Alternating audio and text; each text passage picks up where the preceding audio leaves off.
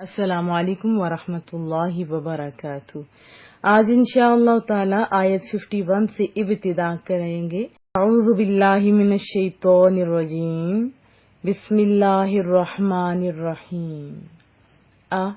کیا، لم نہیں، علم کیا نہیں، ترا تو نے دیکھا، کیا تو نے نہیں دیکھا، الی طرف یا جانب، الذین ان لوگوں کی جن کو اوتو دیا گیا، کیا چیز، نصیبا ایک حصہ، من الکتابی کتاب سے۔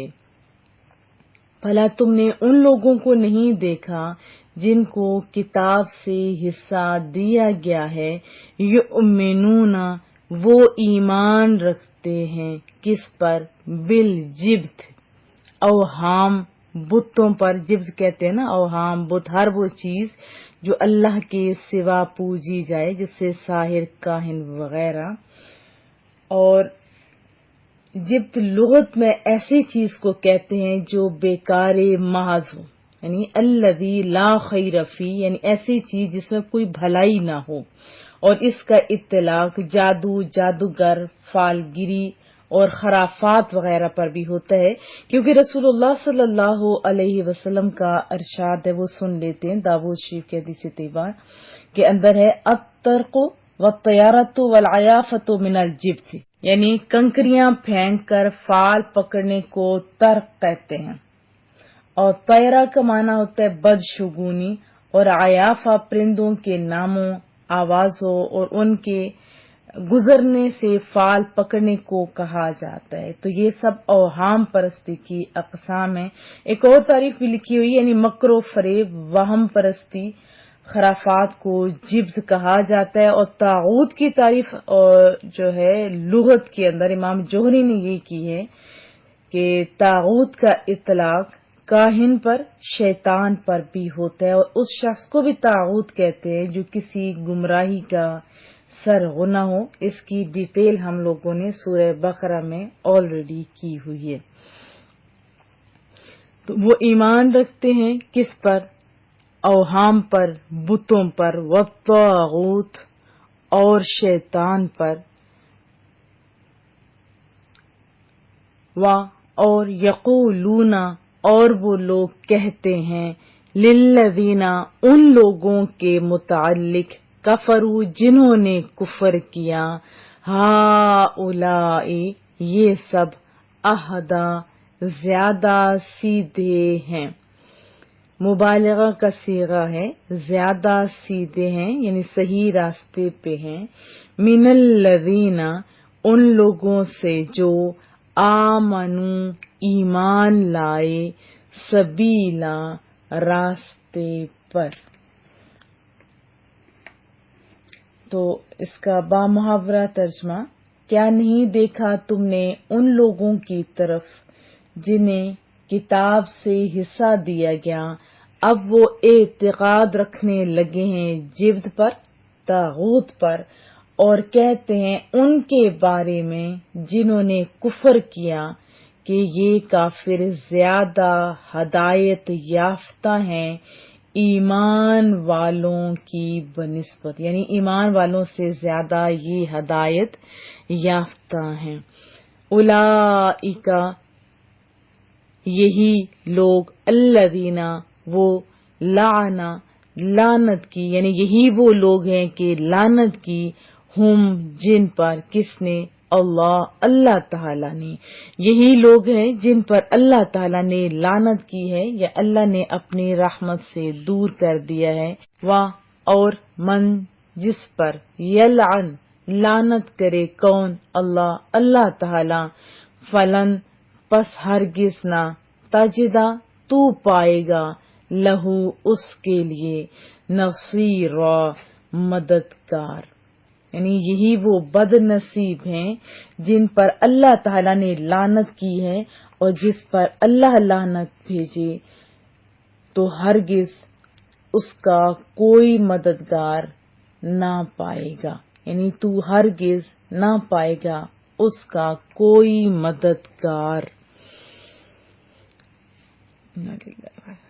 یعنی تو تم اس کا کوئی اور مددگار نہیں پاؤ گے.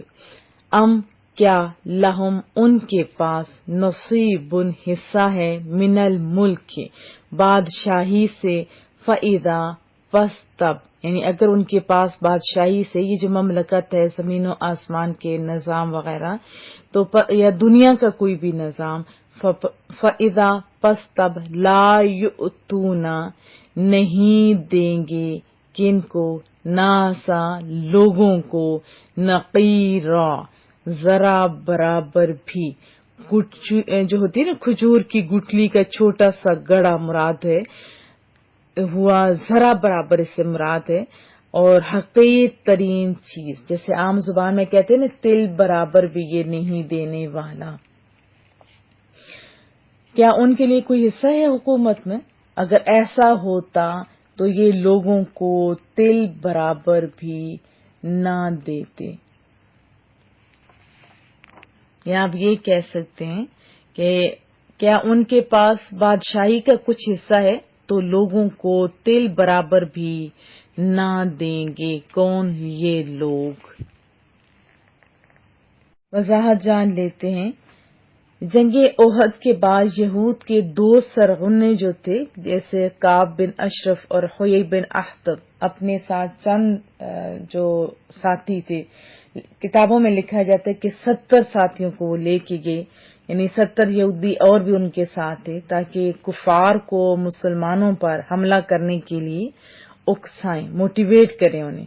تو ابو سفیان نے ان سے پوچھا کہ ہم تو ان پڑھ ہیں اور آپ لوگ اہل علم ہیں، صاحب کتاب ہے، ہمیں یہ تو بتاؤ کہ راستے پر کون ہے، یعنی صحیح راستے پر کون ہے، ہدایت پر کون ہے، ہم یا محمد. تو یہ جانتے تھے، انہوں نے جانتے ہوئے کہ شرک ماس کو توحید خالص سے بھلا کیا نسبت ہو سکتی ہے، وہ سب جانتے تھے، لیکن دشمنی میں وہ آگے بڑھ گئے اور پوری بے باکی سے کفار مکہ کو خوش کرنے کے لیے جواب دیا کہ ان سے، یعنی مسلمانوں سے کہیں زیادہ تم ہدایت پر ہو.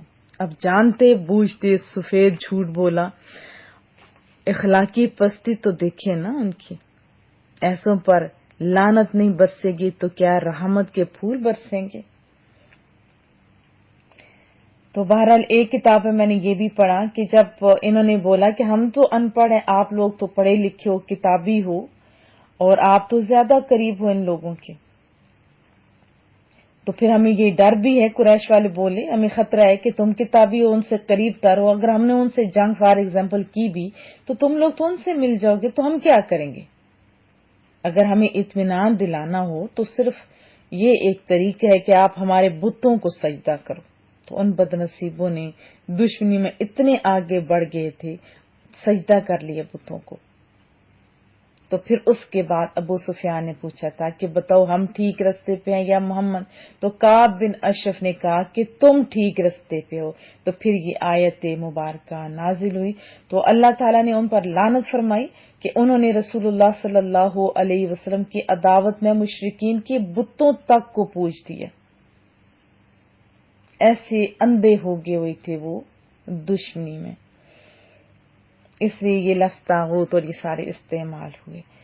تو پھر رب کریم فرماتے ہیں کہ یہودی کہتے تھے نا کہ ہم ملک اور نبوت کے زیادہ حقدار ہیں، تو ہم کیسے عربوں کی اتباع کریں، ادھر مدد بھی عربوں ہی سے لینے کے لیے گئے ہوئے تھے. انا للہ و انا الیہ راجعون. تو اللہ تعالیٰ نے ان کے اس دعوے کو نہ صرف جھٹلا دیا کہ ان کا ملک میں تو کیسے حصہ ہے، یعنی کوئی حصہ تو ہے ہی نہیں. اگر فار ایگزامپل ان کا سلطنت میں کچھ حصہ ہوتا تو ان کا بخل اس درجے کا ہے کہ یہ لوگوں کو تل برابر بھی کوئی شے نہ دیتے. ایسے یہ بخیل لوگ تھے. جب نبوت ان کے حصے میں نہیں آئی تو دشمنی میں اتنے آگے بڑھ گئے، اور پھر اگر ان کے پاس سارا کچھ ہو جاتا تو انہوں نے کیا کرنا تھا. اللہ پاک سمجھ عطا فرمائے. اور عداوت میں جب انسان بہت آگے بڑھ جاتا ہے تو پھر نقصان ہی نقصان ہوتے ہیں، نہ صرف اپنا بلکہ دوسروں کا بھی نقصان کیا جاتا ہے.